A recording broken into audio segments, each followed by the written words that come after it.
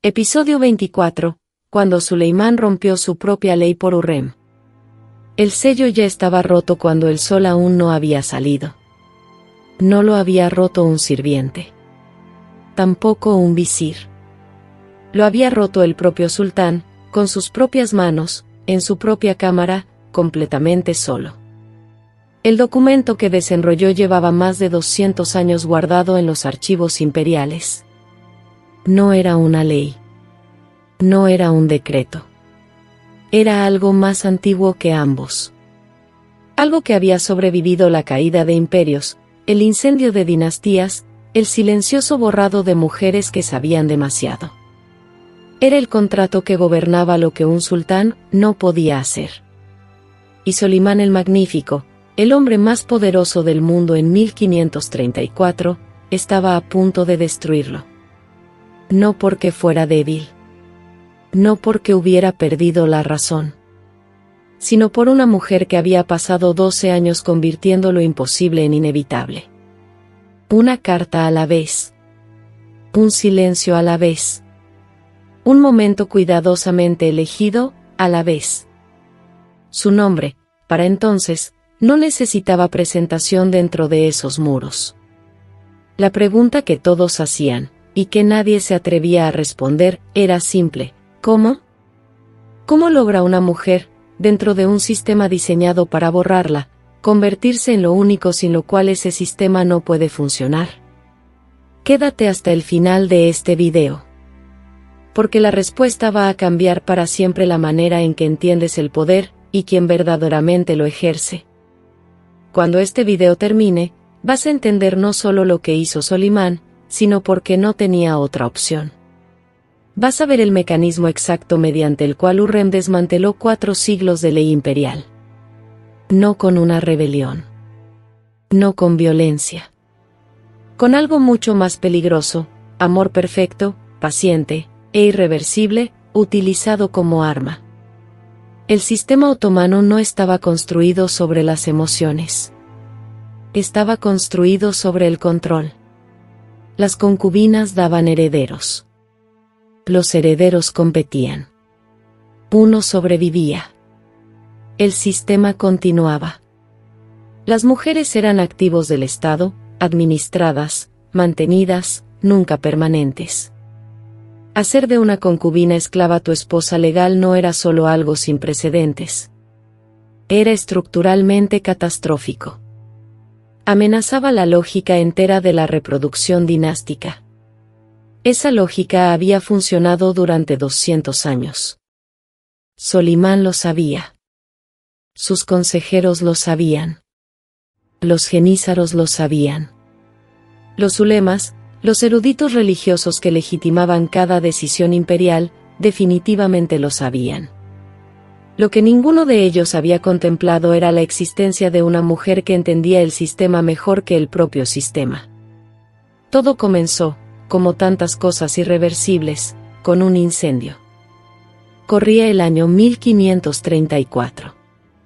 Los antiguos aposentos del harén en el palacio de Topkapı ardieron. La causa exacta nunca fue registrada oficialmente, lo cual es en sí mismo una forma de registro. Lo que sí quedó documentado: el caos que siguió. El desplazamiento. La reorganización. El momento en que Hurrem Sultán fue trasladada a aposentos permanentes dentro del complejo principal del palacio, no en el ala separada del harén, sino adentro, más cerca de las propias habitaciones de Solimán de lo que jamás se le había permitido a ninguna mujer. La proximidad era escandalosa. La corte lo notó. Los susurros se movían por los corredores como humo. Pero Hurrem ya llevaba años operando desde esos corredores, no físicamente, sino a través del papel. Las cartas. Si quieres entender cómo Hurrem Sultán transformó el Imperio Otomano, empiezas aquí. No con la belleza. No con la intriga. Con la tinta. Le escribía a Solimán constantemente, cuando estaba en guerra, cuando estaba en el consejo, cuando se encontraba a un día de camino. Sus cartas no eran las cartas de una concubina representando devoción. Eran literatura. Eran filosofía. Eran arquitectura emocional estratégica disfrazada de poesía.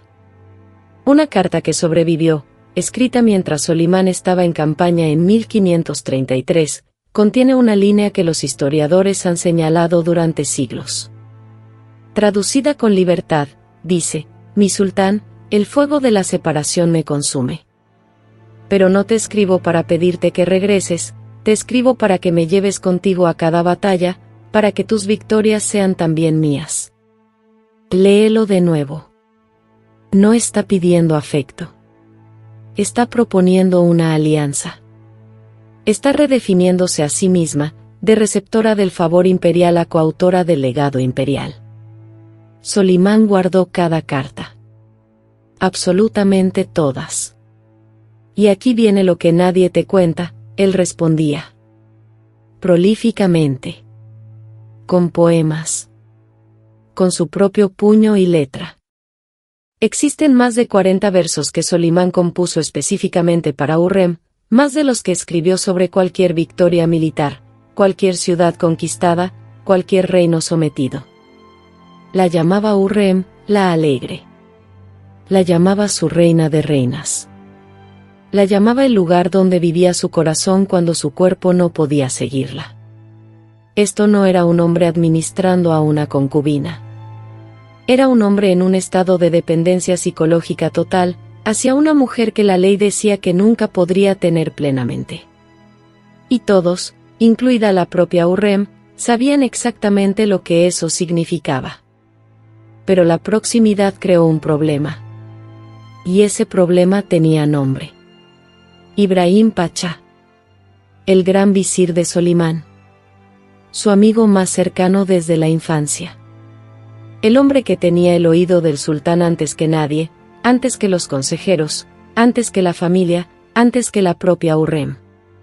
Ibrahim era brillante, carismático, y profundamente consciente de que Hurrem representaba una amenaza estructural a su influencia. Había manejado la relación con desprecio calculado, tratándola públicamente como una mujer que había tenido suerte, trabajando en privado para asegurarse de que permaneciera contenida dentro del propósito original del sistema del harén. Lo que Ibrahim nunca comprendió, lo que eventualmente lo destruiría, era que Hurrem no estaba peleando por influencia dentro del sistema existente. Estaba construyendo uno paralelo. Tenía su propia red de informantes. Se correspondía con diplomáticos extranjeros, incluyendo al embajador polaco Piotr Paliński, quien la describió en despachos como una mujer de inteligencia extraordinaria y percepción política aterradora. Administraba fundaciones de caridad, supervisaba proyectos de construcción, cultivaba relaciones con eruditos religiosos que le debían favores. Era, por toda medida funcional, una corregente. Pero no tenía título legal. No tenía protección formal. No tenía nada, excepto la devoción del sultán, la cual, como todos en la corte entendían, podía ser revocada en el momento en que apareciera una mujer más joven, más nueva, más útil estratégicamente. Hurrem lo entendía con más claridad que nadie. Y entonces, en 1534, tomó una decisión sin ningún precedente en la historia otomana. Le pidió a Solimán que la convirtiera en su esposa legal. El silencio que siguió a esa solicitud, si pudiéramos escucharlo, habría sido el sonido más poderoso del imperio. Pero aquí es donde la historia se pone realmente peligrosa. Porque lo que sucedió a continuación iba a obligar al hombre más poderoso del mundo a elegir entre la ley que heredó, y la mujer sin la cual ya no podía funcionar. Y los eruditos que fueron llamados a decidir, ellos sabían exactamente cuál debía ser su respuesta. Lo que no sabían era que Hurrem ya había hablado con 3 de ellos. Para entender lo que le estaban pidiendo hacer a Solimán, necesitas entender lo que le estaban pidiendo deshacer. Durante 200 años, el sistema otomano había operado sobre un principio tan fundamental que rara vez se pronunciaba en voz alta: un sultán no se casa con sus concubinas. No era crueldad. Era, dentro de la lógica del sistema, protección. Una esposa legal tenía derechos. No podía ser despedida. Sus hijos tenían un estatus elevado. Su familia, aunque no tuviera ninguna, se convertía, por el matrimonio, en familia imperial. El sistema funcionaba porque cada mujer en el harén era prescindible. No en un sentido personal, muchas eran tratadas con considerable cuidado, sino en uno estructural. El sultán podía redirigir su atención, redistribuir su favor, retirar concubinas a palacios subsidiarios. La máquina seguía moviéndose. Una esposa detenía la máquina. Los ulemas nunca habían sido llamados a juzgar esta pregunta. No había nada que juzgar. Sencillamente no ocurría. El último sultán otomano en casarse formalmente había sido en el siglo XIV, en circunstancias tan distintas que apenas constituían precedente. Solimán convocó un consejo privado en la primavera de 1534. Los relatos que tenemos provienen de tres fuentes: una crónica posterior del historiador Selanikí, una carta del embajador veneciano Pietro Sen, y lo más extraordinario, un fragmento de un mayordomo de palacio llamado Mustafa ibn Yusuf, que había estado presente en una habitación contigua y escribió lo que escuchó. Lo que escuchó fue extraordinario. El erudito principal, un hombre llamado Ebu Suud Efendi, quien más tarde se convertiría en Seyul Islam, la máxima autoridad religiosa del imperio, abrió declarando lo obvio: no había ninguna prohibición islámica sobre casarse con una concubina. El propio profeta lo había hecho. La pregunta legal no era religiosa. Era política. Y ahí el consejo se fracturó. Tres eruditos argumentaron que el matrimonio socavaría el propósito estructural entero del sistema del harén, que establecería un precedente que invocaría a cada concubina futura, desestabilizando la sucesión dinástica por generaciones. Otros dos, y aquí es donde el relato de Mustafa ibn Yusuf se vuelve extraordinario, argumentaron que el precedente ya había sido establecido. Que Hurrem Sultán había estado operando, en todos los sentidos prácticos, como una corregente durante años. Que formalizar la realidad no era crear inestabilidad, era reconocerla. Y entonces la conversación cambió de rumbo. Porque alguien en esa sala, Mustafa ibn Yusuf no lo nombra, lo cual es significativo, planteó un punto que no tenía nada que ver con la ley ni con la religión. Preguntó: ¿qué sucede si ella no está protegida, y se pierde? No, ¿qué pasa con el imperio? No, ¿qué pasa con la sucesión? ¿Qué pasa con el sultán? Esta era la verdadera pregunta. Y todos en esa sala lo sabían. Solimán el Magnífico, conquistador de Belgrado, Rodas y Moax, terror de la Europa cristiana, el hombre a quien Occidente llamaba el Magnífico, y su propio pueblo llamaba el Legislador, no era un hombre que pudiera sobrevivir la pérdida de Hurrem Sultán. No emocionalmente. Quizás tampoco políticamente. Ya no más. Ella se había vuelto estructural para él. No como una favorita. Como un cimiento. Y los eruditos, cualquiera que fuera su posición formal, no estaban en el negocio de desestabilizar a su sultán. El matrimonio fue aprobado. Ocurrió en silencio. Sin celebración pública. Sin anuncio a los genízaros ni a la corte. Una ceremonia privada, presenciada por un pequeño número de funcionarios de palacio, conducida por una autoridad religiosa cuyo nombre varía según las distintas fuentes históricas, como si el propio registro histórico dudara si comprometerse con el momento. Hurrem Sultán se convirtió en la esposa legal de Solimán el Magnífico en 1534. El primer sultán otomano en casarse en más de un siglo. Posiblemente el matrimonio más trascendental en los 600 años de historia del imperio. Y entonces llegaron las reacciones. Los genízaros se agitaron. No de inmediato, y no específicamente por el matrimonio, la política otomana nunca se movía en línea recta, pero en los meses siguientes, el cuerpo que había sido la columna vertebral militar del imperio se volvió visiblemente inquieto. Corrían rumores de que el sultán había sido embrujado. Circulaban panfletos, raros, peligrosos, anónimos, por Estambul que comparaban a Hürrem con una hechicera de leyendas antiguas de Anatolia. Los embajadores europeos enviaron despachos a sus países que oscilaban entre la fascinación y la alarma. Pietrosen escribió a Venecia que el sultán está ahora gobernado por su esposa en todos los asuntos privados y en muchos públicos. El embajador francés añadió, más directamente, que Hürrem Sultán se había convertido en el verdadero poder detrás del trono, operando sin título pero con autoridad completa. Ninguno de los dos estaba equivocado. Pero ninguno tenía del todo razón tampoco. Porque lo que Hürrem Sultán había hecho no era usurpar el poder. Lo que había hecho era algo más inquietante, más difícil de legislar, más imposible de revertir. Se había vuelto necesaria. Y sin embargo, algo estaba a punto de ocurrir. Algo que ningún embajador europeo documentó correctamente. Algo que el propio Solimán nunca explicaría públicamente. Ibrahim Pachá, el hombre más cercano al sultán durante 13 años, había comenzado a entender lo que Hürrem había construido.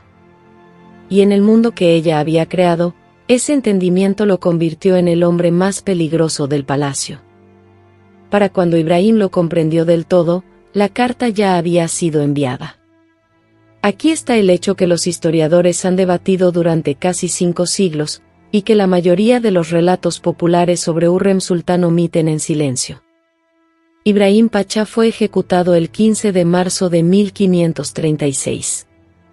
Por orden personal de Solimán. En el palacio de Topkapı.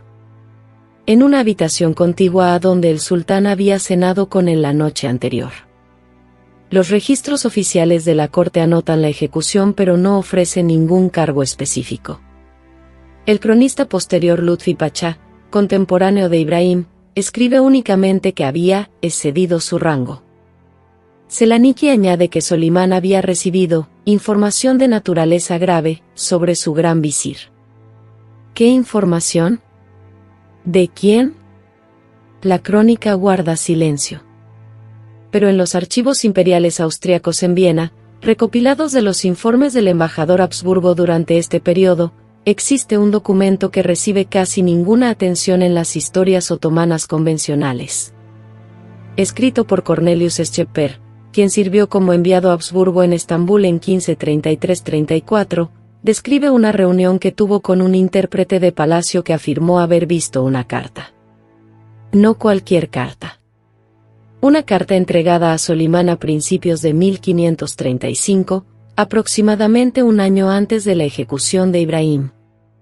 La carta alegaba que Ibrahim Pachá había estado en comunicación secreta con agentes safávidas. Que había estado negociando, sin el conocimiento del sultán, un acuerdo de paz separado que lo habría beneficiado a él mismo, su propia posición, su propio legado, a expensas del imperio. Schepper no nombra al autor de la carta. Describe al intérprete como visiblemente atemorizado. El relato termina abruptamente. Pero aquí está la pregunta que ha atormentado esta historia durante 500 años. ¿Quién más tenía el acceso, la red de inteligencia, y el motivo para entregar semejante carta al sultán? Observa lo que Hürrem había construido para 1535. Su propia red de informantes. Relaciones con diplomáticos extranjeros. Un conocimiento profundo de los movimientos de Ibrahim, lo había estado observando, y él a ella, durante más de una década. Tenía los medios. Tenía los canales. Tenía todas las razones. Y tenía la única cosa que hacía que la carta fuera devastadoramente efectiva, independientemente de si cada palabra era verdad. Tenía la confianza completa e incondicional de Solimán. Una carta de un desconocido es evidencia. Una carta entregada a través de canales en los que el sultán confiaba, a través de una red que ni siquiera conocía del todo, era una revelación. Ibrahim Pachá tenía 43 años cuando fue estrangulado mientras dormía. Había sido gran visir durante 13 años, más que ningún otro en la historia otomana. Había comandado ejércitos, negociado tratados, construido mezquitas, coleccionado arte. Era, según todos los testimonios contemporáneos, un hombre de genuina brillantez. Fue enterrado en silencio. Su nombre fue eliminado de los registros oficiales en menos de un año.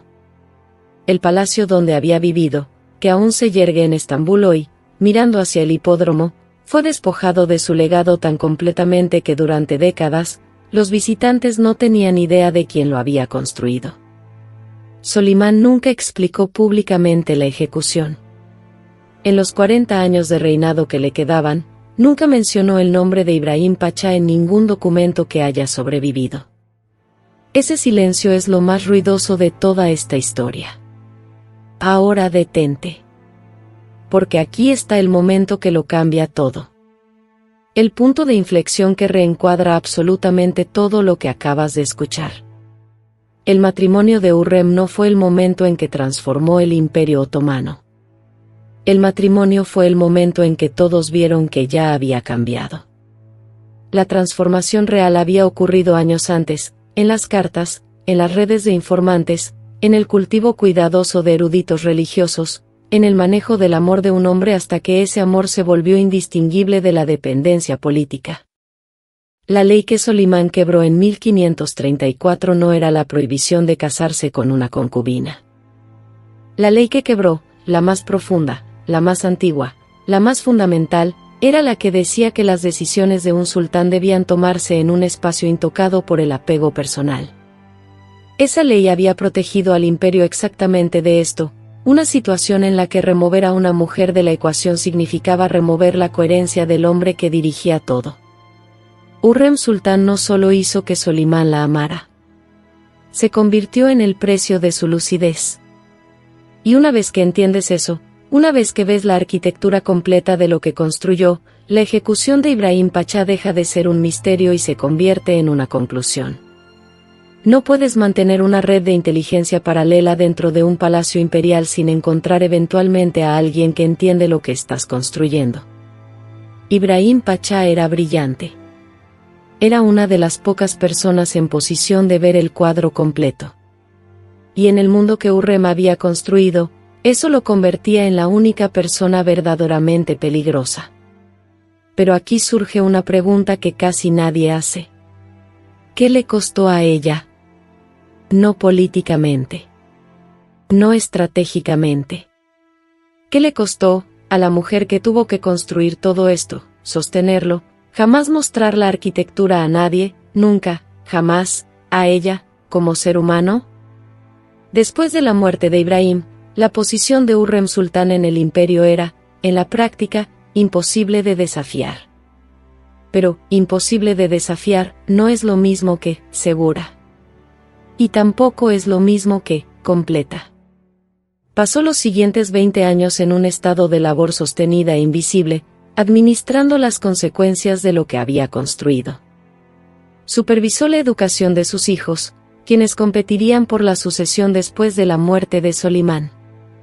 Manejó las relaciones con los hijos que Solimán había tenido con otras mujeres, crucialmente con el príncipe Sesade Mustafa, el hijo mayor, nacido de una concubina llamada Maidebran.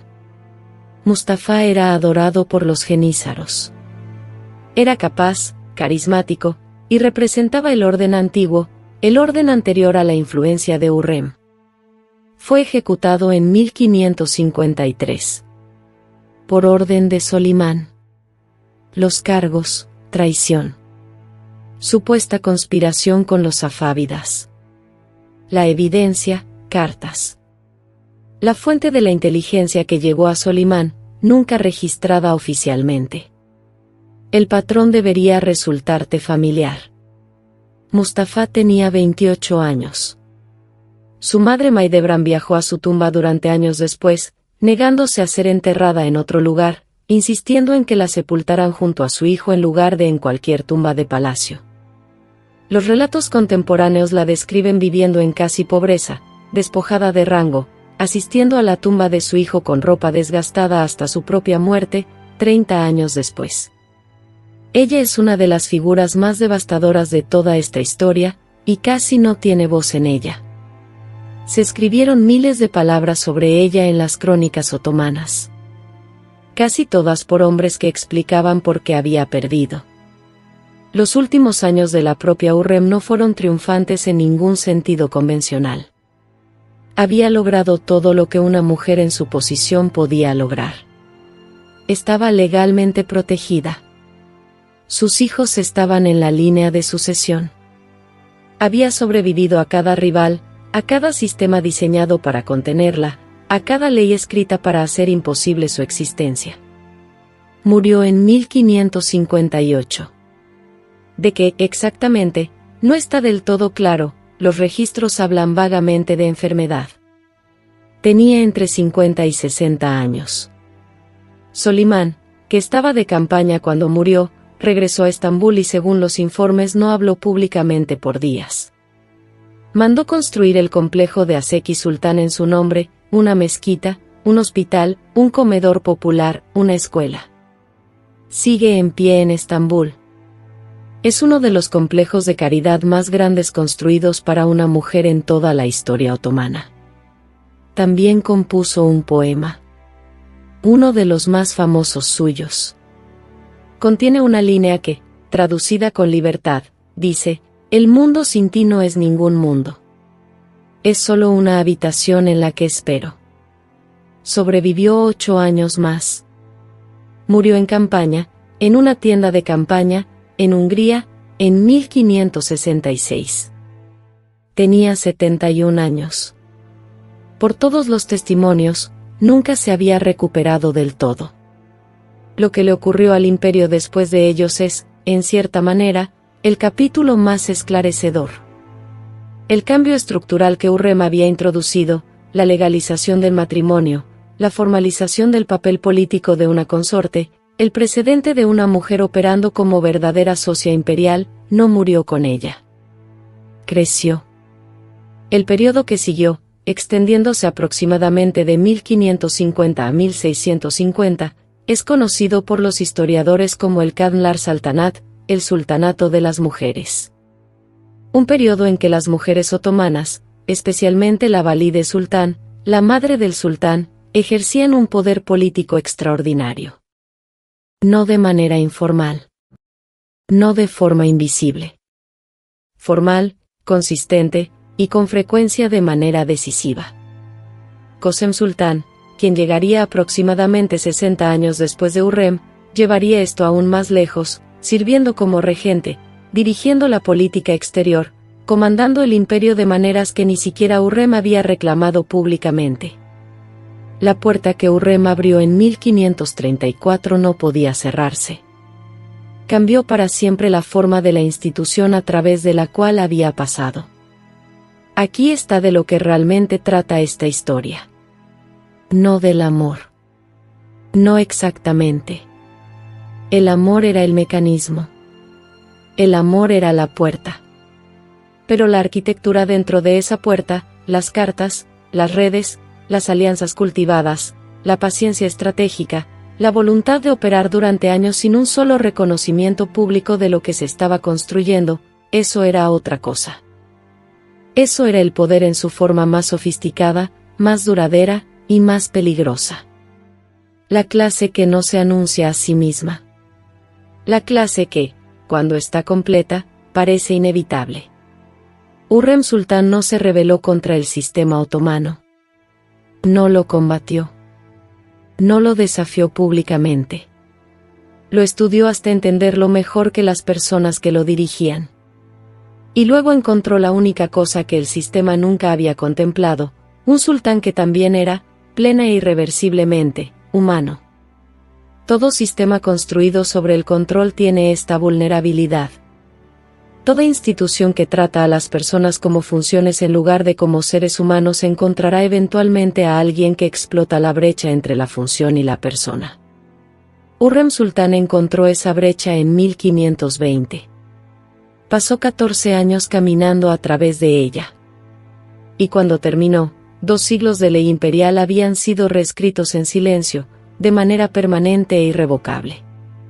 Pero aquí está la pregunta que no puedo responder.